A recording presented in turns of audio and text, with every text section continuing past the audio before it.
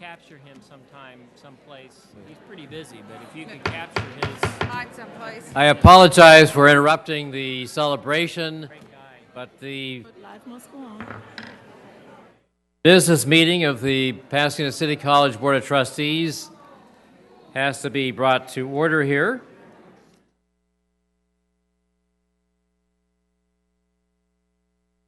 We're gonna wait to miss. If we can, Ms. Thompson, let's begin with roll call, please. Here. Mr. Baum, Mr. Martin, Here. Ms. Brown, Here. Dr. Fellow, Here.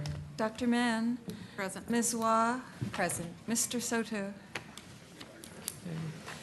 Is there any public comment with respect to items on the closed session agenda, which is Government Code 54956.9B1, Conference with Legal Counsel regarding anticipated litigation for cases, Government Code 54957, Employee Evaluation, Superintendent President, also Public Employee Appointments, Chemistry 2, Teacher Specialist Learning and Other Disabilities 1, Counselor 3, Digital Media 1, Mathematics Basic Skills 2, Music Theory 1, Psychology 1, Architectural Visual Communications 1. Wow. Government Code Section 54957, Employee Discipline, Dismissal, Release. 54957.6, Negotiation with Unrepresented Employee, College Superintendent President, Designated Negotiators, Mr. Thompson and Ms. Dowell. 54957.6, Collective Bargaining, PCCFA, CSEA, 777, ISSU, POA, Negotiator, Mr. Engeldinger. 54957.6, Negotiation on Represented Employees, Confidentials, Management Association. Again, the designated negotiator is Mr. Engeldinger. So, anyone wishing to address the board on closed section items? None appearing. The board will adjourn to closed session, and we will be back in open session at 6:30. Yeah, they could have kept on.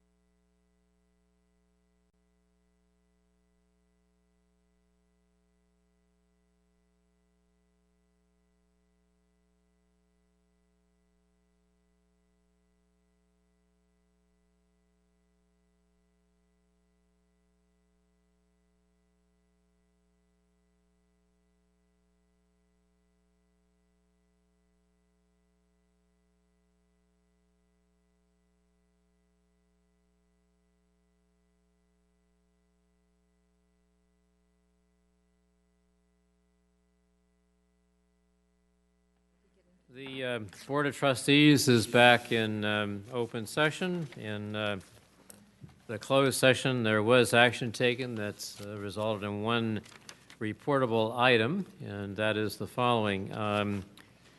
Dean Engeldinger advised the board that when he accepted the position of Dean of Human Services on a permanent basis back in 2009, he did so with the commitment that the salary he would be paid would be at a certain level. Unfortunately, as sometimes happens, regrettably, that was not the salary which was established for the position of the Dean of Human Services.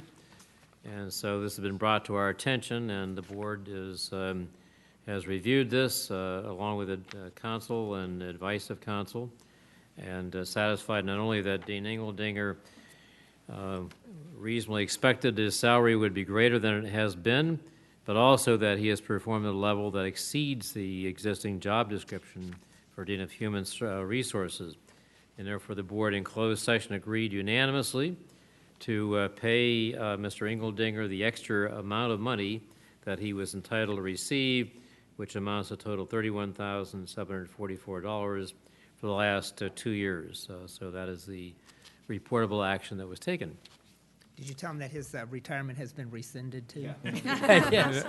No, I actually, as a point of privilege, I thank the president for announcing that action, and of course, I want to thank Lyle for his wonderful work this year in a very challenging year, and for what also has been an important friendship this year.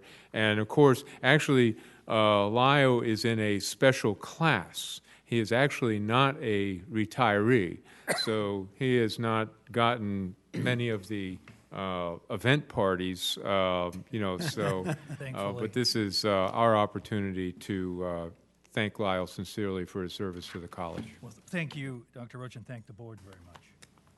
Well, actually, what he's doing is he's obeying the dictates of a certain person he has been attached to for a few years. 42.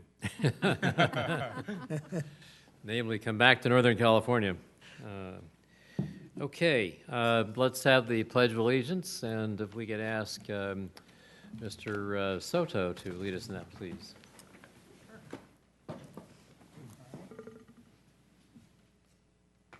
Pledge allegiance to the flag of the United States of America and to the republic for which it stands, one nation, under God, indivisible, with liberty and justice for all.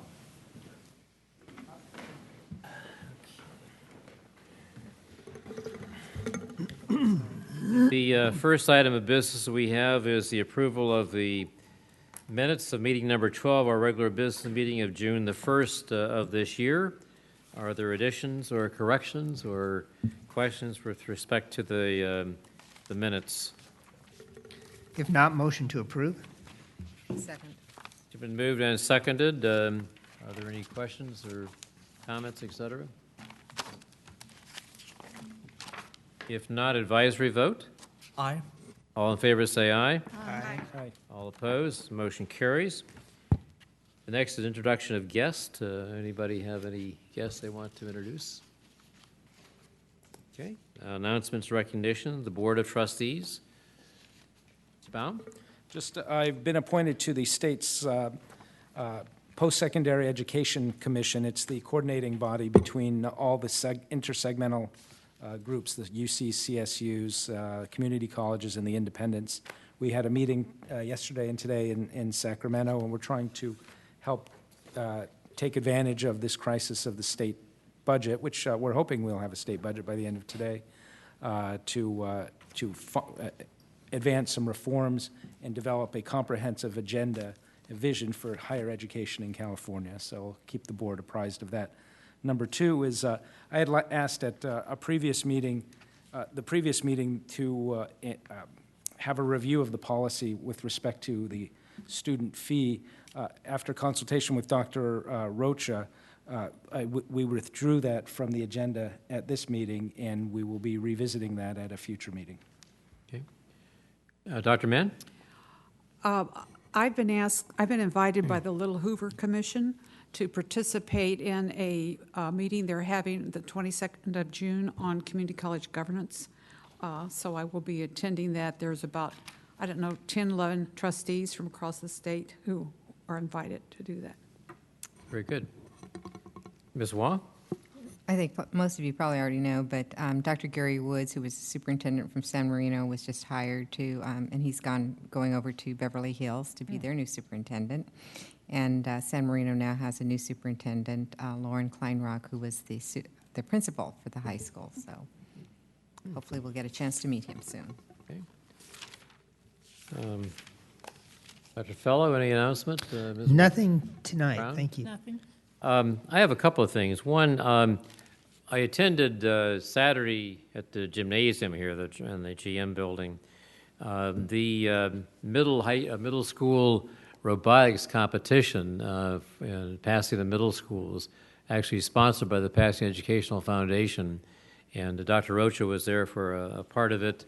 Others were there. It was just an incredible experience to be there and watch all these middle school kids running around with their robots and redoing the software and really having a great time as they were competing in this. It was just thrilling to watch, a very, very successful event. And everyone was thrilled to have it at Pasadena City College. So it looks like we may be a venue for that upcoming years as well.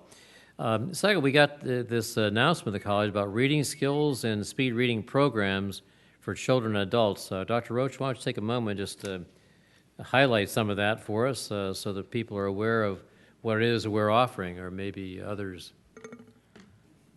I had actually asked the president to look into that, so I don't know if there's... Okay. That was the question on the extended learning program, the reading program. And I understand, what is it?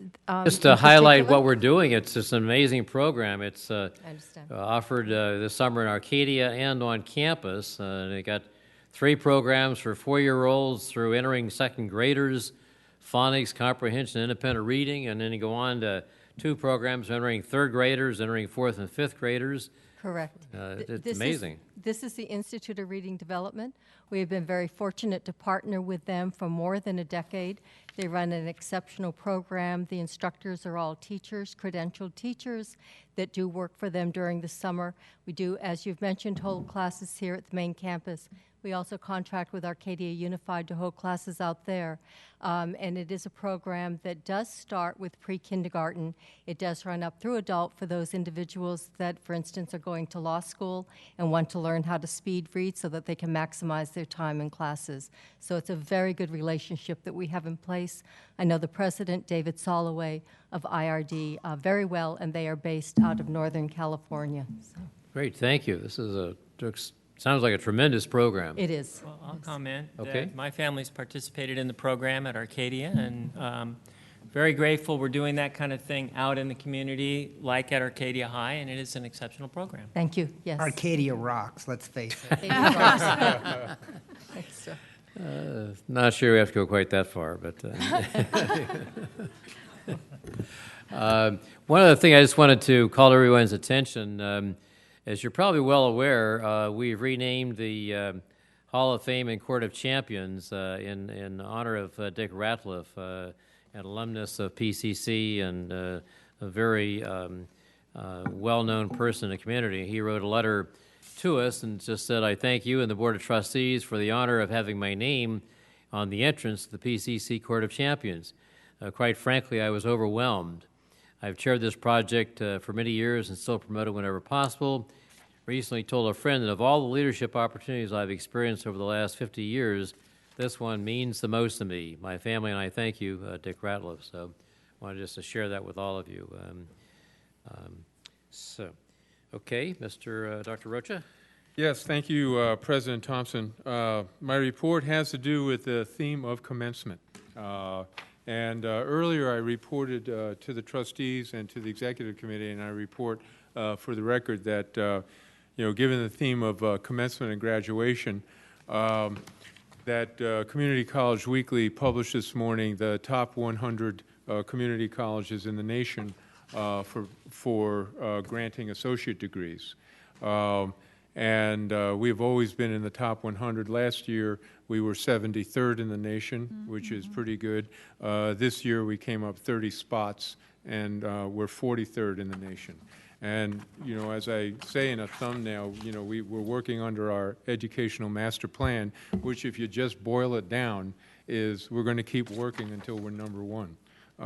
Because the moment that literally 48 hours from now we'll begin the commencement ceremony and celebrate that transformative moment when an individual walks across the stage in front of family and friends and receives their degree, their college degree. So with that, I would like to call up Dean Scott Thayer, and he's brought with him some people that we want to recognize, our summa cum laudes and others. Scott is going to give a brief report on the commencement and then introduce our summa cum laudes, who we will celebrate and with the reception at 5 o'clock, and also introduce the valedictorian. So, Scott. All right, thank you, Dr. Rocha, Mr. Thompson, members of the board. It is the time of year for the celebration of our commencement. And today I'm fortunate enough to have with me two groups of folks. One is our summa cum laude students, and the other is our special recognition recipients. You should have received a handout with just a basic itinerary for the pre-commencement reception, which will take place this Friday, starting at 5. We look forward to seeing you all at that ceremony. This is our 86th annual commencement ceremony here at Pasadena City College.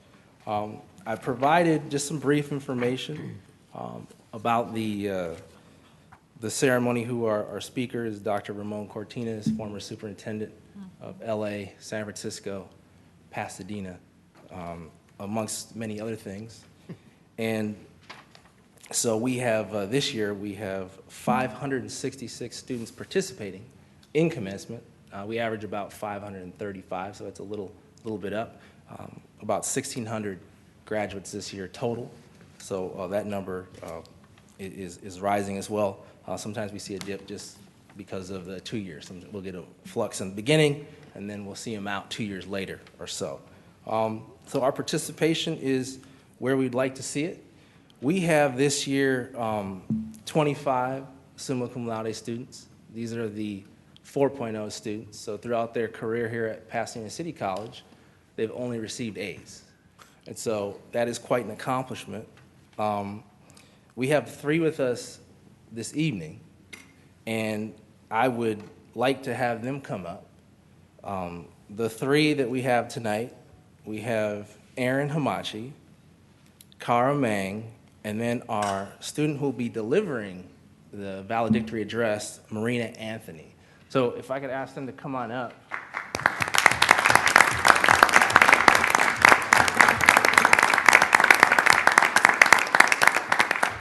And we had a meeting with all the summa cum laudes, and basically the process that we use to decide who speaks is that they give a 2 to 3 minute speech to their peers, and then they vote on who they think should speak. And so this year, Marina was the one who received the most votes from the group, and so they selected her to speak. So let me, if you wanted to say a few things, I told them they didn't have to say a whole lot, but I just wanted to give them an opportunity if they'd like to. Okay. Hi, I'm Kara Ming, and in 2009, I graduated from Arcadia High School, and my major right now is biology, and I'll be attending USC next year with a major in health promotion and disease prevention. Wow.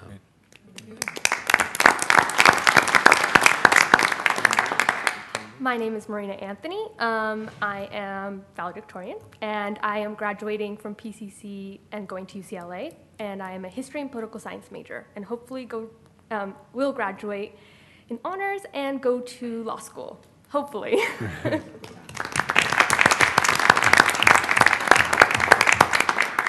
Hi everyone, I'm Aaron Hamachi, and I'm a network engineer for NBC Universal. Wow. I've been doing information technology for the last 22 years or so. You know, it was a terrific time here at Pasadena City College, and I hope to continue my education to hopefully teach the next generations information technology too. So, thank you.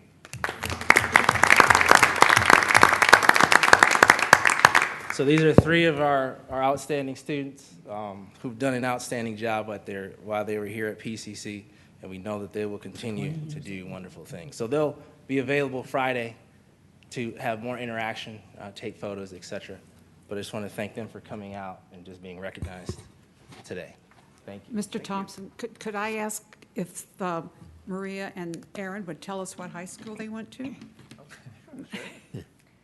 I went to Immaculate Heart High School. It's in Hollywood. I actually graduated 2 years early, so I'm a little young. Okay, thank you. San Clemente High School, class of 1987.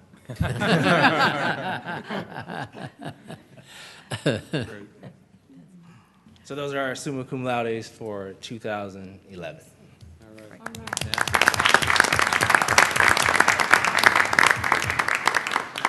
Next, I just have the privilege of introducing our special recognition recipients. Each year, the college has a committee of faculty, staff, administration, and students, as well as foundation representatives who select a person or group who has made a contribution to the college.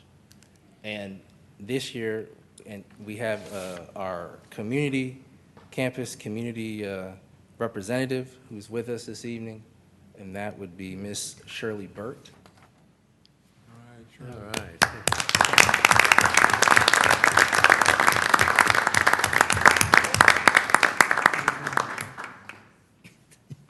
Yeah.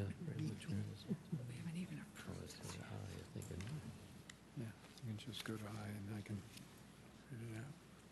I want to thank you very much for this honor, but I want to take this opportunity to thank the people who got me into all these activities. The first one was Jean Hahn, and I just wanted everybody to remember her name and the example she set for all of us. And the second is Marge Wyatt, who's got me into more things than I could ever count. And the last was Ann Purcell, who was honored at our 75th celebration here at PCC. So without those people, I wouldn't be here tonight, so it's a result of their efforts. And thank you very much. Thank you. Shirley, if you would. Don't leave. We're going to Stay there. move to item I on the agenda while you're there and deal with that commencement special recognition, Shirley Burt. And let me just take a moment and read the resolution quickly. Whereas the friend of Pasadena City College has given more than 65 years to transforming PCC into a better institution. Whereas her ties with PCC were forged as a student at Pasadena Junior College, where she earned her high school and Associate of Arts diplomas before transferring to a four-year university to pursue her dream of a nursing career. Whereas her dedication to education and the support of students is evident as a member of the PCC Nursing Alumni Association and the PCC Parent, Teacher, and Student Association. Whereas her commitment to students is unmistakable as a member of the PCC Foundation, an advocate for students' access to higher education through scholarships and other financial assistance. Whereas her tireless efforts in support of the community through her role on the Education Committee of the League of Women Voters and the YMCA has served as a model to students and her peers within the Pasadena Area Community College District. Now, therefore, be it resolved that the Board of Trustees bestows upon Shirley Burt special community recognition of the 2011 commencement ceremonies of Pasadena City College. Congratulations, very, very well deserved and earned. Thank you so much. Thank you very, Move very adoption of the resolution. Second. Okay. Advisory vote? Aye. All in favor? Aye. There's nobody going to oppose this Thank one. you. So. It's a great honor. Passes unanimously. Thank you.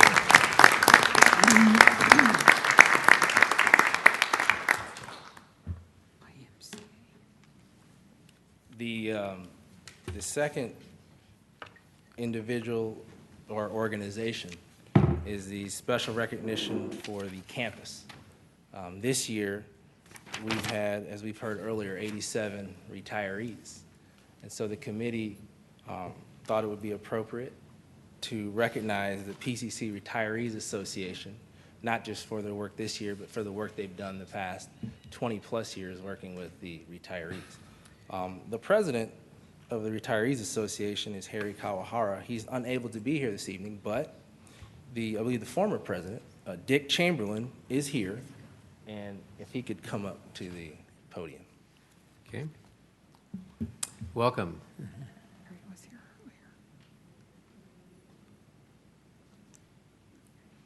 Am I supposed to say anything? When I left home, my wife said, "Keep your mouth shut so you'll stay out of trouble." All I want to say is that the Retirees Association has been very appreciative of the support that we have gotten from the President's office through the years, and we trust that will continue. And you're giving us a big shot this year. Huge. I think you're giving us the best talent you've got, almost. So thank you very much for recognizing the Retirees Association. Well, while you're there, let's move to item J on our agenda, which is adoption of resolution number 479, conferring commencement special recognition on the Pasadena City College Retirees Association. Discussion with possible action. So moved. Moved. Is there a second? Second. Okay. I will not read all of this one, but this recognizes the Retirees Association and thanks them for their contributions to the college over the years. And certainly, as you point out, with 87 new people as prospective or as definite members, you're on a roll. So we are grateful for that. We're getting some good people. I can You point definitely to several are. of them. You definitely are. Advisory vote? Aye. All in favor? Aye. Nobody opposed this one either, so cast unanimously. Thank you so very Thank you. much.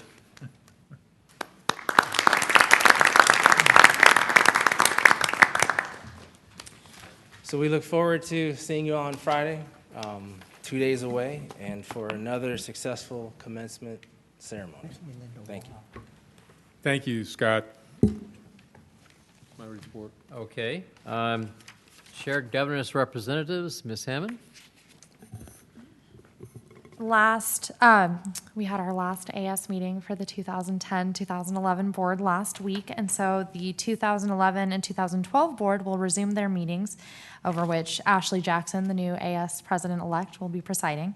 And the associated students will be having their end-of-the-year banquet on Wednesday, June 22nd, at which the winners of the AS scholarships will be announced. And that concludes my final report for my year. And you're going on to Bradley University, is it? Yes, Bradley University in Peoria, Illinois. Fantastic. Congratulations. Thank you so very very much for your outstanding service to the college. Mr. Martinez? No report this evening. Thank you. Dr. Douglas? No report. Thank you. Mr. Miller? No report, thank you. My goodness. Ms. Chapman? Thank you. No report this evening. Mr. Engeldinger? No report, thank you. Dr. Sugimoto? Thank you, Mr. Thompson. No report from me. My goodness. Dr. Wilcox? Well, I was thinking about saying I've got a 20-minute report, but no report. Dr. Jacobs? No report. Dr. Van Pelt? My goodness. We're on a roll here. Have I missed anybody? Or is, okay. Public comment on non-agenda items. We have some requests been turned in. First is Ali Oligny. Here we go.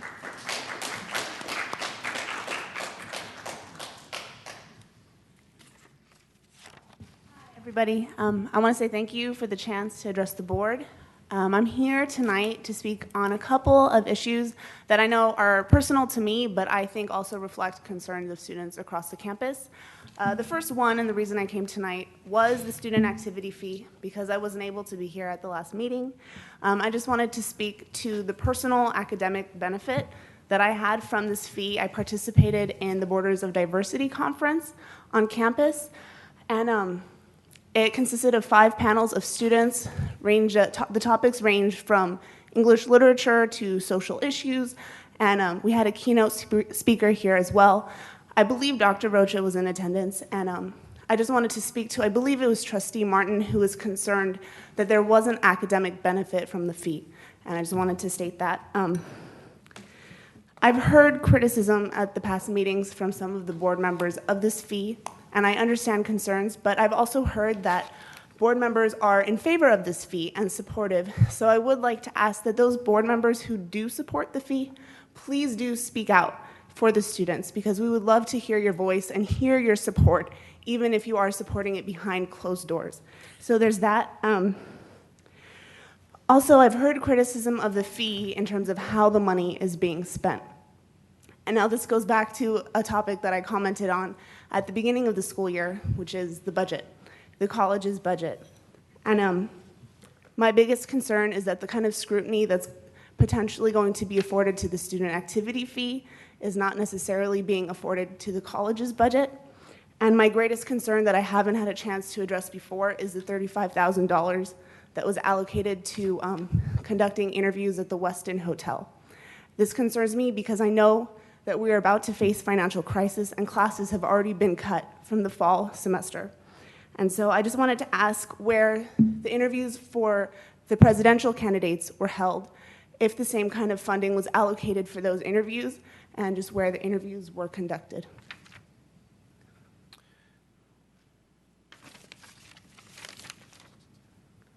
Are you waiting for an answer now? Yes, please, if possible. I know you were able to answer another speaker's comments at the last meeting. As I recall, the interviews were held at the Athenaeum at Caltech. I don't recall where they were put up, where the people were, certainly housing was provided. We had, I think, 6 people brought in, and their expenses were paid, and housing was provided for them. I don't recall where they were actually housed, whether it was at Caltech or someplace else, but we can certainly find that information for you and provide it to you. Okay, thank you. I appreciate that.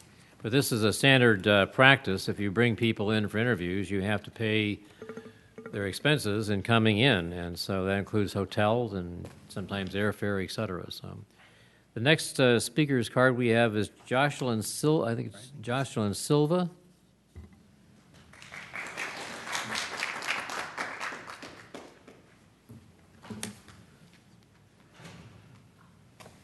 It's Jocelyn Silva.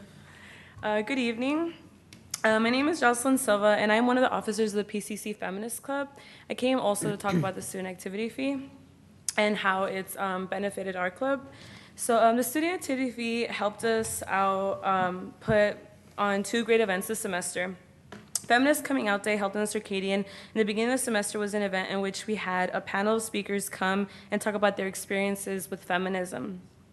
It was a great learning experience for many to hear about different perspectives and different ways that people live feminism in their lives.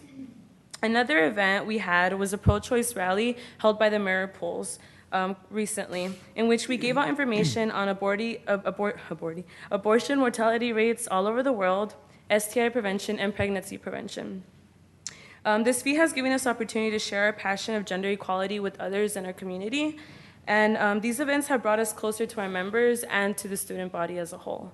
So, thank you. Good, thank you. Next is Marshall Lewis.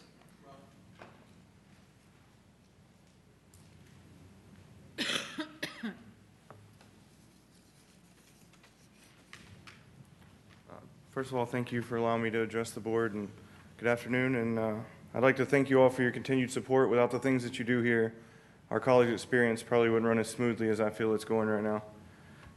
I recognize that you've probably heard this all before, and most anything I can say you probably already know, so I'll try and keep it to the point. I'm Marshall Lewis. I'm the vice president of the Veterans Club here on campus, and I think most of you know we had the Memorial Day event at the wall. We recognized those that have fallen before us, and we were able to share stories to commemorate them. More recently, we had the Veterans Day, the Veterans graduation, This not only gave us a chance to recognize the progress of veterans that have served our country and then came back to better their education, it also gave us a great opportunity to had the first initiation of the PCC Salute Chapter. For those of you that don't know, this is the Veteran Honor Society. I'd also like to thank Dr. Thompson and Dr. Rocha for being our guest speakers at these events. Also last year, we were able to send 2 veteran representatives to Washington, D.C. To establish some standards for our college etiquette and things that go on here as far as veterans and benefits and opportunities. All these things are nice, and these are the things everyone sees, but what is really important to all of us is the things you don't see. Like when a veteran is about to quit school because he's uncomfortable in this new, unfamiliar environment, and a veteran club member meets him at a function, happens passing by, and shows him the ropes and familiarizes with him, brings him back, and then almost a year later he's standing in front of the Board of Trustees. That was me. Also, when a veteran's struggling in classes, and I know some of you prior military know that you have that battle mind where you don't want to seek out help, you want to do it all on your own. The Veterans Club, combined with the Veterans Resource Center, tries to seek out those students and provide the help they need. Also, this club thing, we all recognize that it's an academic support group. It's a social network, but what I haven't heard anyone say yet, and I think that most club members of any club would recognize, is that a club to us is more than that. It's a family.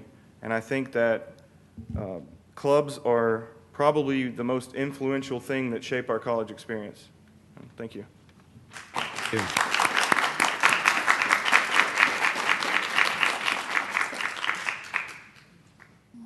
Certainly, having been at both the Memorial Day celebration and the event here last week, as was Dr. Rocha, I can certainly say it was a very moving and very important and impressive evening, so I'm very grateful to have had the opportunity to be a part of it. The next request we have is from Nicholas Smith.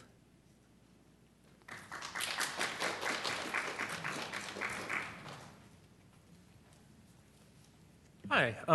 First, I'd like to just reiterate what some of my fellow students have said tonight. I think what they're really trying to do is just stress the importance of the activity fee and how much the activity fee means to them. I agree with Allie, and that I think that those board members who are in support of it, we would really appreciate to hear you speak out, to tell us how much it actually means to you to hear the students come up and discuss how it's benefited their college experience. But what I've come here tonight to talk about is, last time I was up here, I was inquiring about the time, place, and manner, and inquiring about the original mandate or whatever was required that instigated the whole time, place, and manner back in 2003. I wanted to say thank you. I was able to get a hold of the documents. I was able to read over what the judge had recommended, because it was a recommendation, like you said. It said in number 3 of his recommendations that the Office of Student Affairs should review the Student Regulations Code and Time, Place, and Manner rules for non-commercial expressive activities with the leaders of the Interclub Council and enforce the rules of student conduct. Now, I'm very concerned because I don't believe this happened. I believe that it went straight to the Academic Senate. And I wanted to ask you tonight if you could educate me on why you made the decision to overpass his recommendation and go and have the time, place, and manner looked at by the Academic Senate. Well, I'd only say, President Thompson, to be helpful, I'm not aware of any such decision that this board has made. It's on the next page. It says that, I mean, they said that. Okay, this is supposed to be public comment, not public interaction. And so I think he should say what he'd like to say. Oh, no, sure. And if he has a request for information, maybe you can do some research and get it if it's within I have erred. the I thought context. he had put the question. But I don't think it's the right approach that we get into a dialogue as part of public comment on non-agenda items. Well, I think he's asking us a question, and perhaps if you can, let's go back and ask the question again, just so we have it in context. Yeah, sure. I was just wondering if you can. If not right now. Okay. I was wondering if you could help me understand your your decision to forego the judge's recommendation on sending time, place, and manner to the Interclub Council and to the Office of Student Affairs, and sending it instead to the Academic Senate. Okay. I think we'll have to get an answer for you and get back to you with that. 'Cause Okay. I wasn't here at the time, and that number. I know just many were of the not other set. board members were here, I have though, a so I was 10-second wondering if answer, but last time I started to answer, you interrupted me. you were So telling me about the history. okay. I understood the history of Didn't it. want to. Well, let's just take the question and get an answer for you. So I think we've got the It's twice you question interrupted down, me. and then we'll get an answer for you. So, Okay. All right, and I should expect that. well, we'll try to get. Well, this is commencement, so not going to get this week. Okay, but I we'll try appreciate to it. Thank you try for to your get to it by time. the time of our next board meeting, which is July the 6th. All right. So, Thank you for your time. okay. Anything else? Nope, that's it. Okay, good. Thank you. Mhm. The next we have is Victor Silva.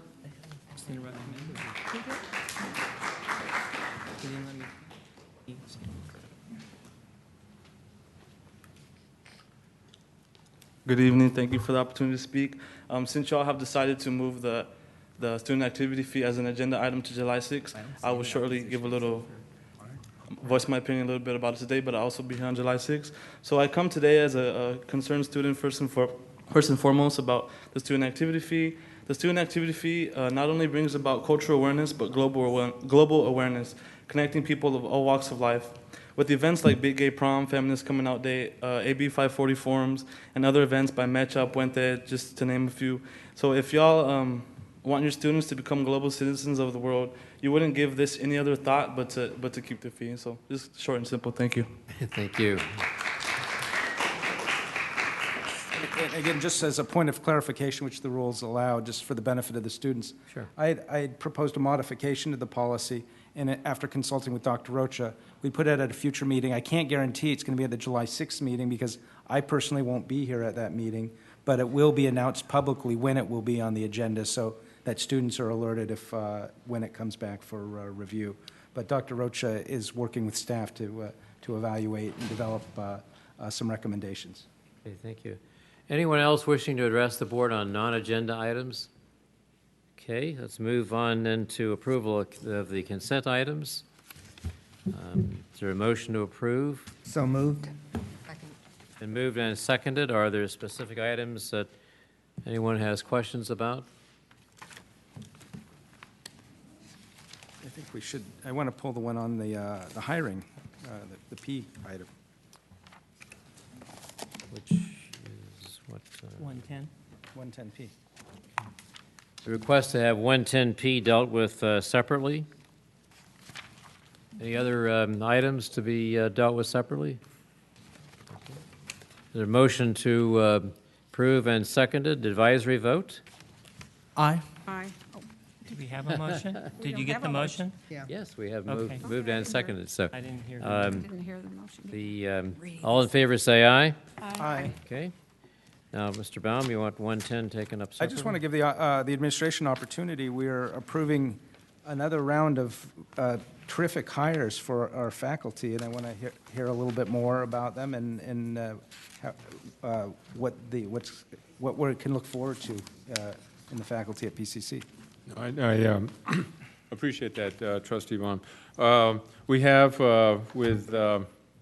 under the existing faculty hiring policy, we have, I think, 21 searches that have been authorized and moving forward quickly.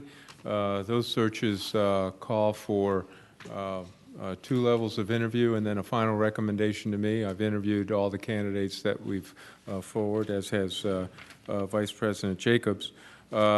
I can tell you, and as I informed you, the ones actually, well, I informed you in closed session of the ones that I'm carrying forward. I would say this. The process is working well and exactly as planned.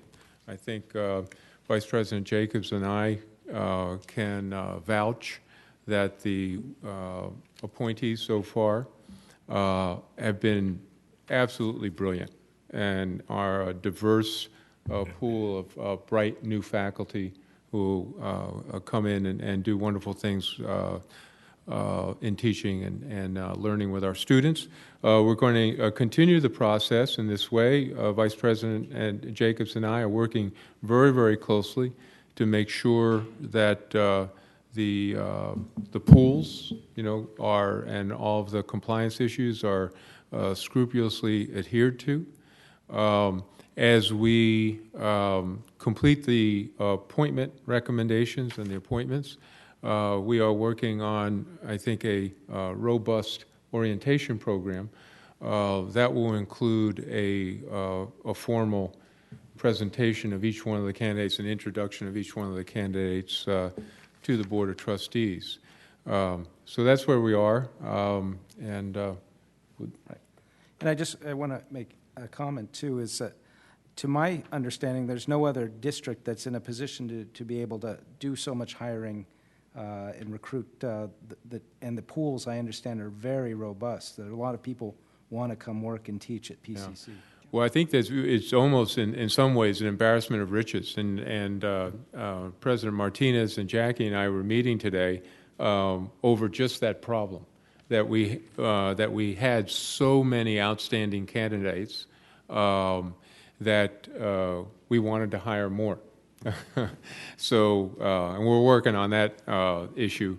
And again, thanks to Lai, we came up with a completely new recruitment method that included the faculty job fair that was wildly successful.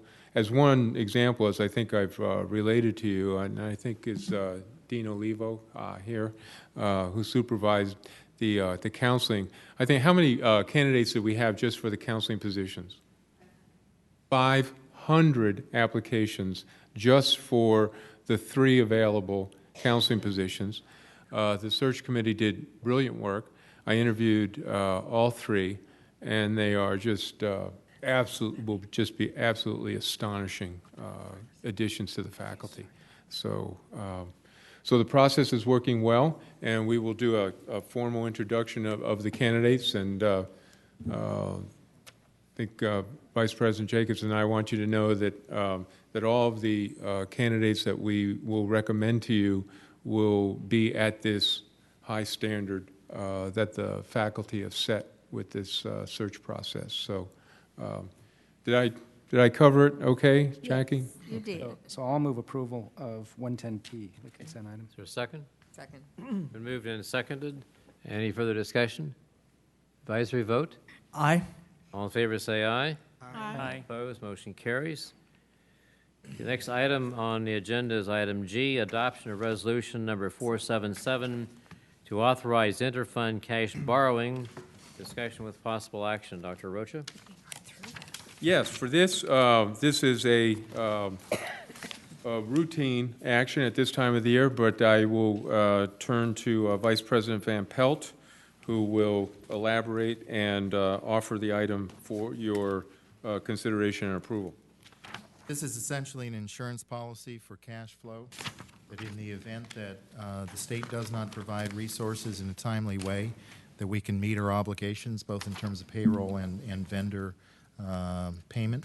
And should we have to do an interfund borrow, then the following board meeting, we would report back to the board that we did it. And in any event, we cannot borrow more than 75% of the available balance. And primarily, this occurs in 2 funds, which is the Capital Outlay Fund and the other Post-Employment Benefit Fund. Any questions of Dr. Van Pelt or Dr. Rocha? Motion to approve. Second. Moved and seconded. Any further discussion? Advisory vote? Aye. All in favor say aye. Aye. Motion carries. Next item is item H, board meeting videotaping pilot program. Discussion with possible action. Is Mr. Gutierrez going to? Is Juan out there? Juan, could you just come to the podium in the event that we need expert testimony? President Thompson, in offering this item, I'd offer this brief introduction. Last time's agenda, we had an informative that was prepared by Juan and staff about the options for videotaping the board meetings. We had previously authorized, or the board had previously authorized, a one-year pilot to tape the board meetings, televise them, and that pilot had expired. So Juan had laid out a document that looks very much like this, and we had an excellent discussion that was very, very helpful to me and staff. Based on that and my further consultation with members of the board, I asked Juan to update the information. First of all, there's some updated information here, and then we reviewed it, and we are. You'll see at the end of this, there are the three options that we're presenting to the board, and there's one option that, from the staff and my perspective, is the preferred option. So I think all the information is in front of you, and Juan stands at the ready. And so I give it to you, President Thompson, for discussion and possible action. Anything to add to that, Mr. Gutierrez? Just one clarification, a change from the last proposal to the one you have in front of you. In speaking with the Granicus rep, they had misquoted the monthly fee for Granicus. It was at $550. It's actually $745. So that raised the cost a little bit, and it's reflected in the new numbers. Okay. So that's in the number of option 2 on. Yes. Okay. I'd like to move the administration's recommendation. Is there a second? Second. Okay, moved and seconded. Dr. Mann? Well, actually, there's a fourth option, which I would like to see here, which is not to continue the videotaping. There are at least 2 board members, I think, that would be the option. And so where it says all options, I think that's incomplete. So there is an option 4, which is to take this money and do something else with it. Mr. President? Yes. For clarity, if this motion that was presented fails and there's no other motion, then that would, in essence, be what Dr. Mann suggested, the fourth option of discontinuing the board broadcasting. Is that not correct? That is correct, yes. All right. Mr. Baum? No, I appreciate the research that the administration has done. We've had this conversation year after year, and I don't know where the rest of the board stands, but I strongly feel that we should make the proceedings and the governance of this district as transparent and as accessible as possible to the broadest range of the public as possible. And now would not be the time to actually limit public outreach and public access. Now is the time to actually use every tool we have, and I really appreciate the administration's work. It seems like a very cost-effective way to do that. That's my point, but I've made that before. Ms. Wong? You know, I'm kind of ambivalent about this, but you know, there's a really good article out on the internet if you want to read it. And it's called "Transparency versus Circus." So it's sort of the pros and cons of of videotaping and making the public hearings and the meetings. But you know, after reading it, you know, I do worry that. And I've seen where videotaping public meetings sometimes results in some undesirable behavior, I guess. And you know, we haven't seen any of that, I think, here, so that's good. But, and I also kind of question, you know, the cost. So it's not a lot, but $30,000 could buy a lot of microscopes. So, you know, when I hear that sometimes the kids don't have the equipment they need, you know, it kind of concerns me. But I also agree that it is our responsibility to be as transparent as possible. And while that transparency could be provided in a lot of different ways, and I think when you look at the statistics, you know, it shows that people are actually, twice as many people or twice as many accesses to documents versus the total number to the visual and the audio, then I certainly think, well, you know, maybe people do want the information, but the way we're providing it is not very good. And I think we've talked about how maybe the visual media that we're providing isn't very good. So I guess what I would say is, you know, I don't like the expense if we're not really providing access in a way people need it. But I think it could be worth trying to maybe do an option that provides the streaming, because right now we don't have streaming capability, and so the video is very difficult to watch without the streaming and the searchability. So I think it's something for us to maybe to consider in terms of transparency. Dr. Fellow? Yeah, I'm certainly all for transparency, but can you correct me? Probably Mr. Van Pelt, or Richard, you can correct me. I've heard the average number of minutes that people watch a board meeting is 5 minutes, and that maybe 9 people watch the cable. Is that? Well, for cable access, there's no way to actually determine how many people watch that. The board meeting is transmitted on Pasadena and Altadena through PCC TV, and then the surrounding cities as well. And that's shown whenever those government channels have the opportunity to show them.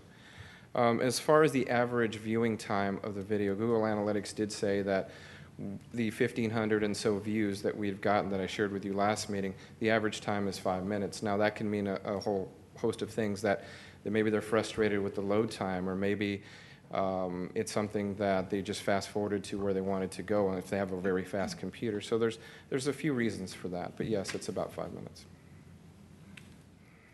Dr. Roach, if the money is not spent on this, are there limits or as to what the money could be spent on, or what are the facts with respect to that? Well, I think this is general fund money that we're using. So it is, so to speak, fungible. Fungible means that it can be moved, to any purpose that the board approves. But as a practical matter, that savings at any part of the budget, okay, and we accrue savings almost daily. For example, when an employee leaves in the middle of the year, for example, and so that salary has been budgeted but has not obviously been spent out. That money doesn't come to you as an action, but it flows directly to the balance sheet, if you will, for that current year. So it would be, it is not the normal, as I understand it, budgeting procedure to take items of savings that are occurring in the college almost 24 hours a day, 365 days a week, that flow to the bottom line, and then pull those items out, because everything that exists in the college in a given year has already been approved under adopted budget at the beginning of the year. Certainly, it is at the discretion of the board when it sees the total balance, exclusive of deferrals, I might add, because the previous item that was on the agenda, the interfund borrowing, that used to not exist before the state didn't send us any money. And so much of the money that our balance, so-called balance, is held so that we can make payroll throughout the year, since the state has us on many deferrals. So it is possible, to answer your question, President Thompson, to not take this money and spend it on something else, but if we decide not to spend the money will flow down to the bottom line, so to speak, and then in next year's budget, the board would not say, oh, well, what happened to that $30,000, but the board would make a holistic adoption for a budget on everything from A to Z. Good. Mr. Bowden? I just want to make one point in response to the point that Ms. Walk makes, and I'm speaking only from my own anecdotal observation. I actually believe that the presence of cameras has actually improved the quality of discourse here.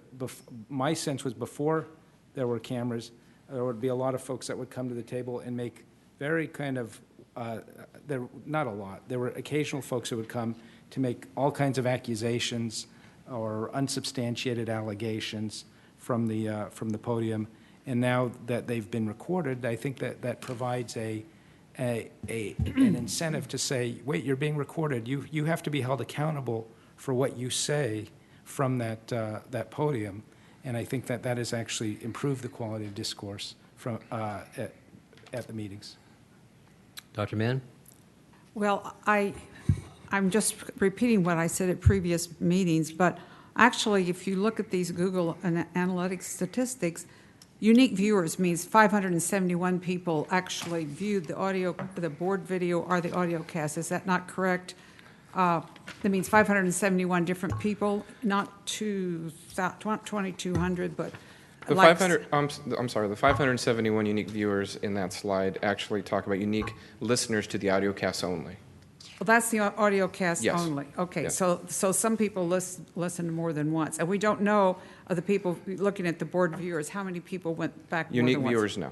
No, we don't. Okay, so my point still is this is a very, very small number of people. And secondly, I have figured out how to get, the on cable TV, but I can't figure out how to get the board. But what I find is broadcasts of programs that says 2007. The first time I turned it on, our former president, Dr. Profumo, was giving an address. So I personally think this is a waste of money. I think the audio cast is fine. The other thing I think, if we're talking about transparency, we should make it so that you can find it. Because if you want to watch the audio cast or listen to it, and you go on the PCC website, there's not a place that I can find that says click here to see it. You have to go through, and I think Ms. Wong pointed that out last time, you have to go through this elaborate procedure. So to say that we're being transparent with this, I think is not exactly accurate. Ms. Ms. Brown, excuse me. Ms. Brown, yeah. Berlinda. Well, I do believe that we owe it to our constituents to, if it's 5, if it's 20, or if it's 1, it only takes one person to file, a suit saying that PCC is not transparent. It doesn't take that many individuals. So I think initially when we started this dialogue, it was because there were complaints. And we all jumped at it and said, let's pacify the folks. It was 1, 2, or 3. I think we should do what is the right thing to do.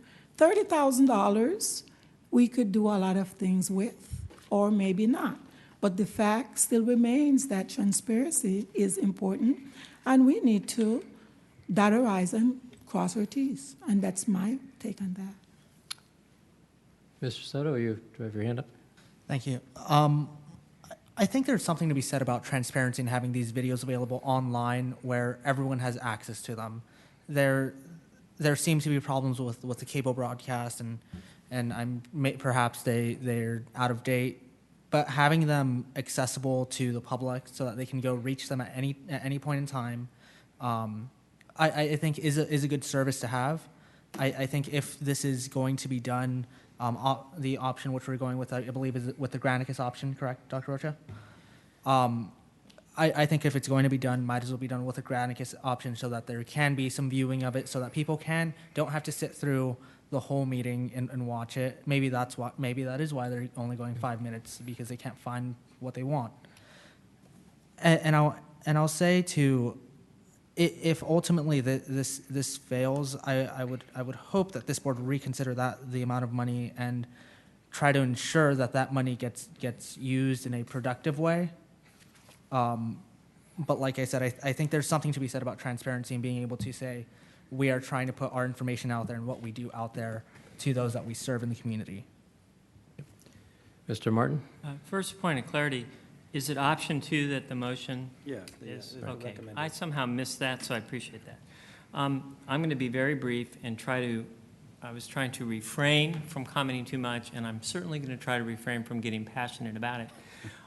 First, humorously, when I got home last time after our board meeting, lo and behold, my son was studying for his PCC math test with a tutor watching YouTube. And I thought that was very humorous after our last discussion. We heard from Dr. Rocha, and I can succinctly say that if this motion fails, there's $44,465 extra dollars free in the 11-12 budget that we can do anything with, and I, for one, would like to see that go directly to fund an additional class component, either one more English 1A class or more online education in some ways. But that being said, even if it were not to go to what I'd like to see, which are more classes, we're doing this for two reasons. One, the broadcast gives us what we believe is transparency and some kind of historical way to show what happened in these meetings. I think we all agree the audio cast certainly handles every word. It's very clear. It is a great record, and it's extremely cost effective. So I feel that that component of the historical record being preserved and in a capacity to be quickly reviewed is handled by the audio cast. So then we come down to what extra benefit does the video portion of the feed provide that the audio portion of the feed that we're already doing at virtually nothing is not providing. Well, when you look like me, you'd call that nothing because of the way I look, and I can see why maybe some of the more better-looking members of the board would think differently. But the truth of it is, if we really want to spend $44,000 to better engage our community in an effort of transparency where we already have the audio cast in place, I can think of a lot of other ways that will have a lot more touch, a lot more interaction, a lot more benefit in pulling the community into what is happening at PCC. I get hundreds of comments from our quarterly that goes out and explains things that are happening. So I think there are better ways to put a face or an interaction with the committee. I think our public meetings out in communities where we've engaged principals at the local high schools directly, had counselors from local high schools sitting and interacting in the meeting, has been a tremendous transparency and engagement and didn't cost us an English 1A class or anything else. So I'll keep it short there. I just think the historical part is handled brilliantly by the audio cast, and that the community part could be better handled for that amount of money than in the video. And finally, I, for one, would prefer this in some way to become an academic enhancement to the 11-12 budget. Well, certainly the meetings we've had in different parts of the area, I think, have been very effective, very helpful, and very much appreciated. But I don't see that as a substitute for making our broadcasts available publicly. I can't think of anybody who goes home at night and turns on the radio unless you're putting on music, go to sleep. You just aren't going to listen to this on an audio cast. Yes, historically it captures what's been said and all that, but it doesn't. If that were your goal, the videoing would actually be more effective. Yeah, go right to sleep. I'm sorry, I shouldn't have. Sorry. Well, I'm sorry. I won't interrupt you. That was just too juicy. Got a lost for words now. Okay. As I was attempting to say here, I think there are, I cannot imagine, when I first joined this board 4 years ago, I was just very surprised to see that the meetings were not telecast. That's just the way that I think basically every local public agency, at least city councils, et cetera, do business. It's just a part of the practice of having the meetings. And I think that's really important. It's important, I believe, to make available to the public not only what we're doing at PCC, but the challenges we face in education, the challenges this nation faces in education, the money, the state's budget, the mess that it puts us in. So I would be in favor of option 2, the Granicus edition. Let's try it for a year and see what happens. But I don't think that we would be well served by doing nothing and dropping this in its entirety. So anything else? Call for the question. Mr. Soto, I think you wanted to say one thing first. Then. I just had one question for Mr. Gutierrez. Would it be possible to actually, is there any way that we can get maybe perhaps unique viewership of the online streaming if this goes through, or is that not? Are you talking about live streaming or? Just, is there any way to get the unique viewership of people that watch the actual video online, not just the audio cast? When I first presented last board meeting, we weren't able to get that through Google Analytics, but we can try again and see if we can get that viewership, yes. Okay. Okay, the question's been called for. Advisory vote. Aye. All in favor say aye. Aye. I think we better do that audibly. Let's raise hands. Or raise hands, one of the two. All in favor say aye. Aye. Okay.